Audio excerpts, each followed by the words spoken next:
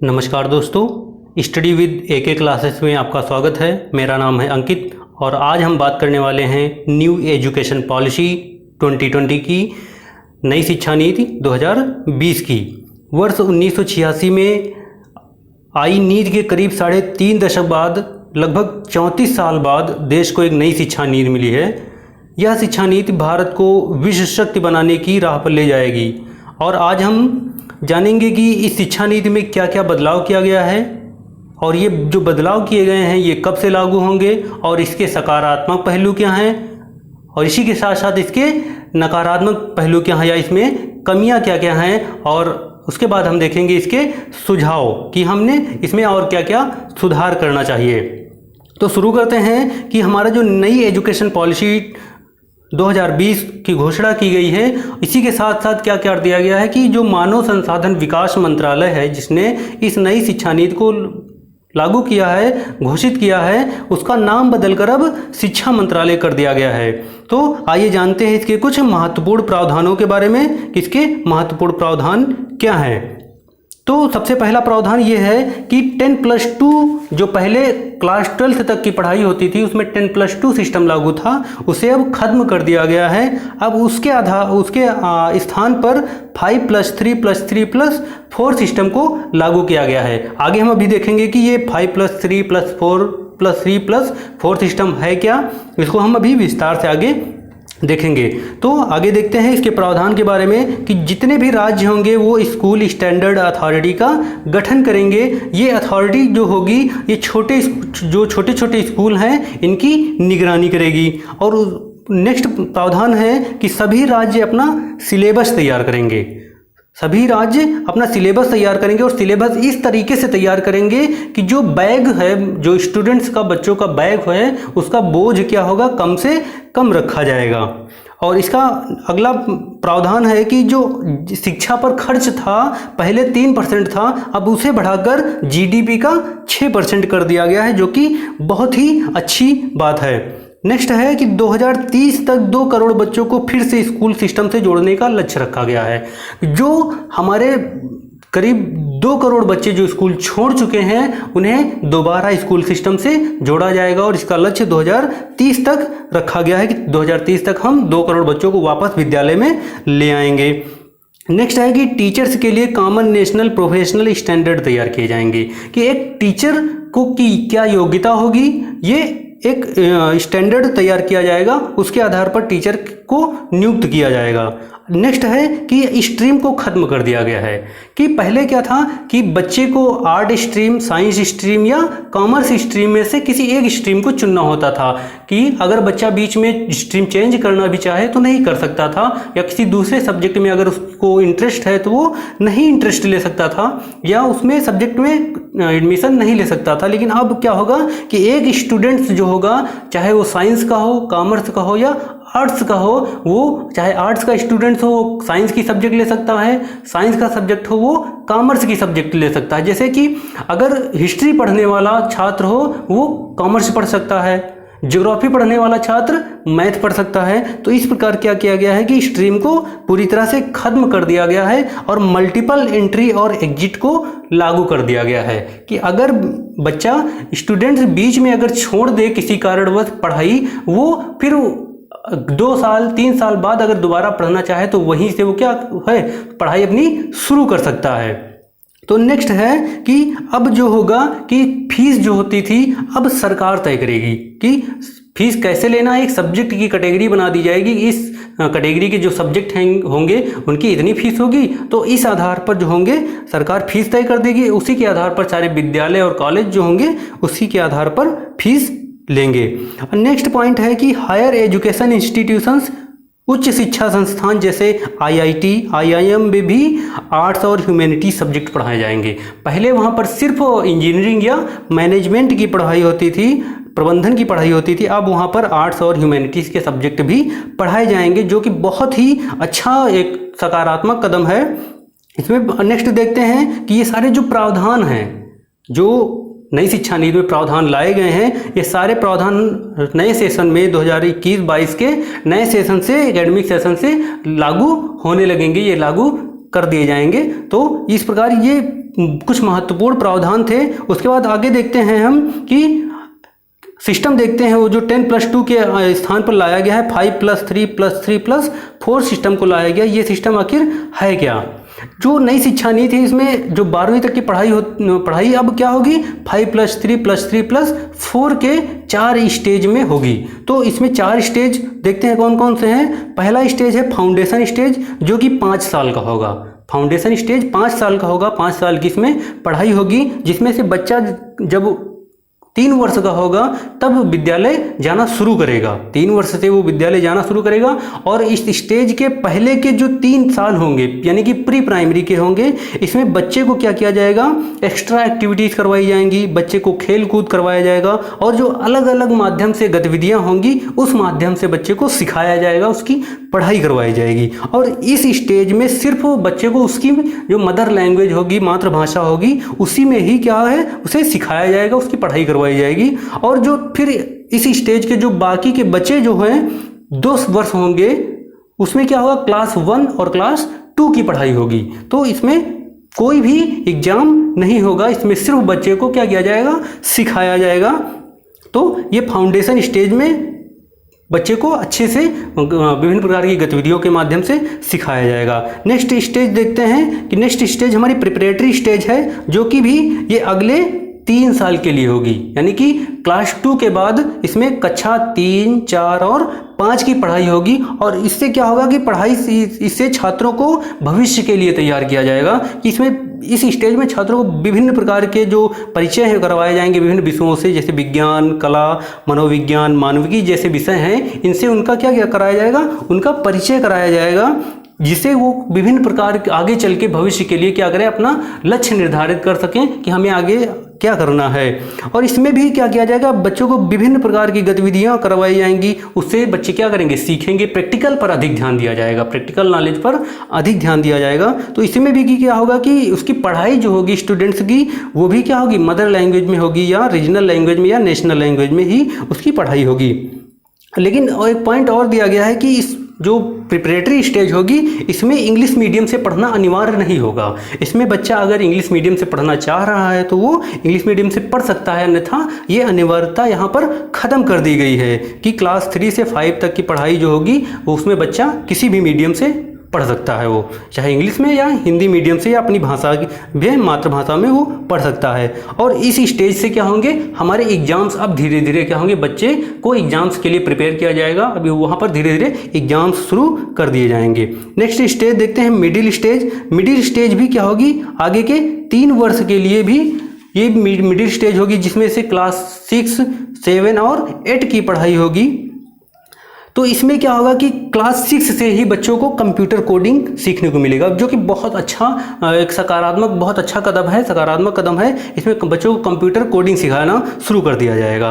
और क्लास के जो 6 क्लास के छात्र जो होंगे वो स्पेशल विषय में इंटर्नशिप भी कर सकेंगे, जिसमें वोकेशनल और टेक्निकल कोर्स भी होंगे। जैसे वोकेशनल टेक्निकल कोर्स, अगर कोई स्टूडेंट सिलाई सीखना चाहता है, माली का कोर्स करना चाहता है, बढ़ई का कोर्स करना चाहता है, तो ये क्या करेगा, उस विषय में वो वोकेशनल कोर्स में कर सकता है, उसकी ट्रेनिंग ले सकता है। और इसमें क्या होगा कि एक इंडियन लैंग्वेज जो होगी अनिवार्य होगी, चाहे वो संस्कृत हो, उर्दू हो, मैथिली हो, गुजराती हो, मराठी हो, आदि में से मतलब कोई भी एक सब्जेक्ट कोई भी स्टूडेंट्स ले सकता है।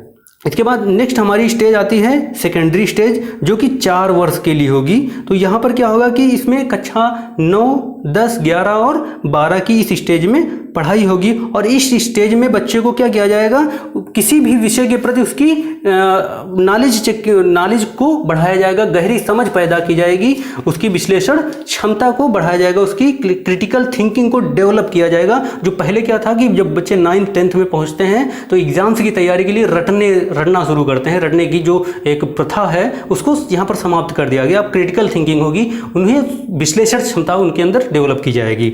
और नेक्स्ट है कि अब इसमें क्या किया गया है कि नो स्ट्रीम, पहले 9th में स्ट्रीम्स चूज करना होता था कि साइंस से, आर्ट्स से या कॉमर्स स्ट्रीम से किस स्टूडेंट्स को पढ़ना है। तो अब यहाँ पर स्ट्रीम्स जो है ख़त्म कर दिया गया है। अब स्टूडेंट्स बहुत सारे सब्जेक्ट्स चूज़ कर सकते हैं, जितनी भी सब्जेक्ट्स पढ़नी है वो उनमें से चूज़ कर सकता है। चाहे कॉमर्स का स्टूडेंट्स ज्योग्राफी पढ़ सकता है, पॉलिटी पढ़ सकता है, साइंस का स्टूडेंट्स हिस्ट्री पढ़ सकता है। तो इस प्रकार क्या होगा कि बच्चा स्टूडेंट्स जो होगा कई सारी सब्जेक्ट्स चूज़ कर सकता है।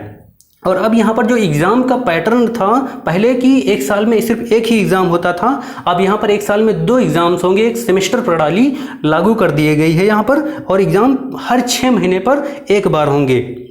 तो इसमें क्या होगा कि बच्चे को अब क्या होगा, पढ़ना पड़ेगा। उसमें पहले होता था 1 साल पूरा होता था, 1 साल में एक बाद एग्ज़ाम होगा तो जो चलो बच्चे पूरे वर्ष पढ़ते नहीं थे, लास्ट में एग्ज़ाम सेकेंड टाइम पढ़ते थे। अब क्या होगा कि बच्चों को पूरे वर्ष पढ़ाई करनी पड़ेगी। और इसमें जो एग्ज़ाम्स का पैटर्न होगा वो कुछ सब्जेक्टिव टाइप्स या ऑब्जेक्टिव टाइप्स का एग्ज़ाम का पूरा पैटर्न होगा। और अब इसमें जो रिपोर्ट कार्ड होंगे बच्चे का, जो प्रोग्रेस रिपोर्ट कार्ड होगा उसको 360 डिग्री असेसमेंट के आधार पर तैयार किया जाएगा। 360 असेसमेंट के आधार का मतलब हुआ कि दोनों सेमेस्टर के अंक, जो एक साल में 2 एग्ज़ाम्स होंगे, दोनों सेमेस्टर के अंक जोड़े जाएंगे। उसके साथ साथ क्या होगा कि जो स्टूडेंट्स है उसका बिहेवियर, उसकी एक्स्ट्रा करिकुलम एक्टिविटीज़, क्लास में अदर स्टूडेंट्स के साथ उसका रिलेशन कैसा है, और उसकी मानसिक क्षमताओं का विशेष ध्यान दिया जाएगा। और असेसमेंट, जो सेल्फ असेसमेंट भी छात्र करेगा। सेल्फ असेसमेंट का मतलब कि छात्र स्वयं को खुद को अंक देगा और वो अपना मूल्यांकन स्वयं करेगा। और इसी के साथ साथ क्या होगा कि जो विषय पढ़ाने वाले शिक्षक हैं वो भी क्या करेंगे कि छात्र की जो गतिविधि होंगी उस गतिविधि के आधार पर उसे अंक देंगे, और छात्र के जो क्लासमेट्स भी होंगे, सहपाठी होंगे, वो भी उसे क्या होंगे, नंबर देंगे। तो इस प्रकार जो है उसका जो रिपोर्ट कार्ड होगा वो 360 डिग्री असेसमेंट हो जाएगा। मतलब 360 डिग्री पूरा रिपोर्ट कार्ड होगा कि उसके विभिन्न प्रकार की उसके पूरा कैरेक्टर देखा जाएगा, उस आधार पर उसका रिपोर्ट कार्ड तैयार किया जाएगा। और नेक्स्ट है कि इसमें इस स्टेज में बच्चा जो होगा, स्टूडेंट्स होगा, वो एनी वन फॉरेन लैंग्वेज, कोई भी एक लैंग्वेज क्या है चूज़ कर सकता है। लेकिन इस जो नई जो एजुकेशन नीति आई है इसमें एक चाइनीज़ जो लैंग्वेज है, मदारिन है, उसे शामिल नहीं किया गया है। ये इसमें एक थोड़ा निगेटिव पॉइंट्स है, उसे भी शामिल करना चाहिए था। तो इसमें क्या होगा कि बच्चा कोई भी फॉरेन लैंग्वेज चूज़ कर सकता है, उसमें पढ़ाई कर सकता है। जर्मन पढ़ सकता है या फ्रेंच पढ़ सकता है, तो इस प्रकार जापानीज पढ़ सकता है। इस प्रकार वो कोई भी फॉरेन लैंग्वेज पढ़ सकता है। उसका नेक्स्ट है कि इसके देखते हैं सकारात्मक कदम क्या है। इसमें सकारात्मक बातें इस नई नीति में क्या की गई हैं। पहला किया गया है कि जो हमारी शिक्षा पर खर्च है वो 6% कर दिया गया है जीडीपी का। पहले जो 3% था अब 6% कर दिया गया, 2 गुना कर दिया गया है। नेक्स्ट है कि जो स्कूल फीस का निर्धारण होगा वो कोर्स कैटेगरी के अनुसार होगा, और ये गवर्नमेंट करेगी। जो गवर्नमेंट कोर्स के कैटेगरी के अनुसार फीस तय करेगी, स्कूल या कॉलेज उस कैटेगरी के अनुसार मैक्सिमम इतनी ही फीस ले पाएंगे, उससे ज़्यादा फीस नहीं ले पाएंगे। और नेक्स्ट पॉइंट है कि अब छात्रों को क्लास 6 से ही वोकेशनल ट्रेनिंग दी जाएगी। अगर कोई बच्चा क्लास 6 में पहुंचा और वो चाहता है कि हमें एक कंप्यूटर कोर्स करना है या कोई टेक्निकल कोर्स करना है या कोई वोकेशनल कोर्स करना, व्यावसायिक कोर्स करना चाहता है, तो वो कर सकता है। वहाँ पर उसको प्रॉपर ट्रेनिंग दी जाएगी। और इसमें भी सबसे ज़्यादा क्या होगा, थ्योरी कम प्रैक्टिकल पर ज़्यादा ध्यान दिया जाएगा। और एक सकारात्मक कदम ये है कि अब प्रत्येक कॉलेज में क्या होगा, संगीत, कला और साहित्य ये विषय जो है अनिवार्य रूप से पढ़ाए जाएंगे, पढ़ाना पड़ेगा।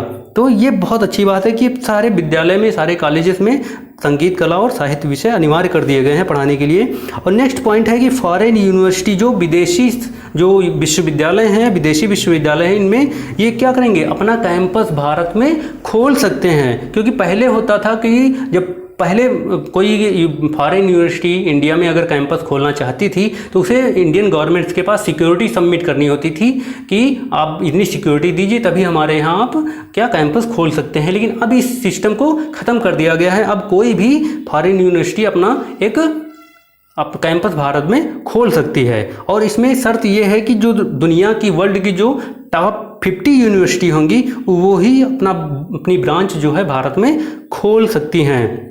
और एक सकारात्मक कदम और है कि इस नीति में जो अलग से 4 डिपार्टमेंट बनाने की बात कही गई है कि 4 डिपार्टमेंट, इनके 4 के डिपार्टमेंट के अलग अलग काम होंगे। जो पहला डिपार्टमेंट होगा वो सिलेबस तैयार करेगा कि सिलेबस किस प्रकार का होना चाहिए जिससे बच्चों का जो है नॉलेज पावर बढ़े और बच्चे अच्छे से सीख पाएँ, सीखने की उनकी क्षमता बढ़ पाए। तो ये पहला डिपार्टमेंट सिलेबस तैयार करेगा। दूसरा जो डिपार्टमेंट होगा, विभाग होगा, वो रेगुलेटर का काम करेगा। रेगुलेटर का काम मतलब होगा वो ये देखेगा कि किस स्कूल में कितने टीचर हैं और वो कैसे काम कर रहे हैं, यानी कि स्कूल का इंफ्रास्ट्रक्चर कैसा है, स्टूडेंट्स में कोई चेंजेस तो नहीं लाने, उन बदलाव तो नहीं लाने कि उनको ऐसे नहीं सिखाया जाए, ऐसे सिखाया जाए। तो इस प्रकार वो रेगुलेटर का काम करेगा। जो तीसरा विभाग होगा वो टीचर्स को, जो शिक्षक होंगे उनको सैलरी देने का काम करेगा और स्टूडेंट्स को स्कॉलरशिप देने का काम करेगा। और इसके बाद है वो रिसर्च के लिए, अनुसंधान के लिए पैसा देने का भी काम करेगा, जो तीसरा विभाग होगा। और जो चौथा विभाग है वो क्या करेगा, वो रिजल्ट निकालने का काम करेगा। जो रिजल्ट होंगे लास्ट में, फोर्थ डिपार्टमेंट जो होगा वो रिजल्ट निकालने का काम करेगा। और इसकी एक और अच्छाई है कि जो बोर्ड एग्ज़ाम्स होते थे उसमें बच्चे को क्या करेगा, वो अपनी पसंद की भाषा में परीक्षा देने की उसे छूट होगी। अगर चाहे तो वो हिंदी में देना चाहे तो हिंदी में दे सकता है, अंग्रेजी भाषा में देना चाहे तो अंग्रेजी भाषा में एक एग्ज़ाम दे सकता है। ये एक बहुत अच्छी बात है। और इसमें क्या होगा, एक और सबसे बढ़िया बात है कि टीचर्स के लिए 4 साल की कॉमन सेंट्रल लेवल की ट्रेनिंग का एक प्रावधान किया गया है कि इसमें टीचर को भी 4 साल की एक ट्रेनिंग लेनी होगी। इसमें टीचर को बताया जाएगा कि छात्र को कैसे समझ में आता है, उसे कैसे पढ़ाना है, उसको कैसे इम्प्रूव करना है, उसको कैसे सिखाना है। और ये उसकी बहुत ही अच्छी बात है। और लास्ट में दिया गया कि जो MHRD है, ministry of human resource and development, जो मानव संसाधन विकास मंत्रालय है, उसका नाम बदलकर मिनिस्ट्री ऑफ एजुकेशन कर दिया गया है, यानी कि शिक्षा मंत्रालय कर दिया गया। ये हम पहले बात कर चुके हैं। अब देखते हैं इसके कमियां क्या हैं।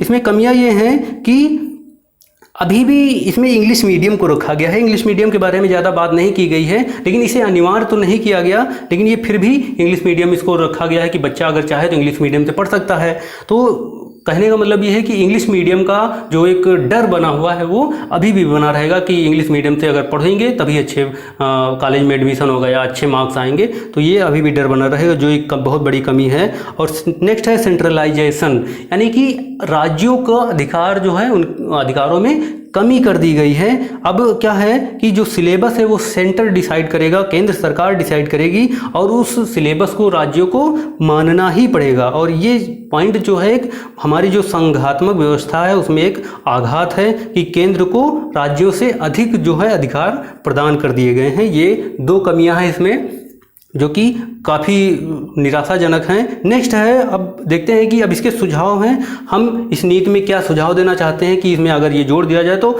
और अच्छा होगा, सोने पे सुहागा होगा। इसमें कहा गया है कि एक टीचर्स के लिए कोड ऑफ कंडक्ट होना चाहिए। कोड ऑफ कंडक्ट होना चाहिए कि एक टीचर कैसा होता है, उसका ड्रेस कोड क्या होता है।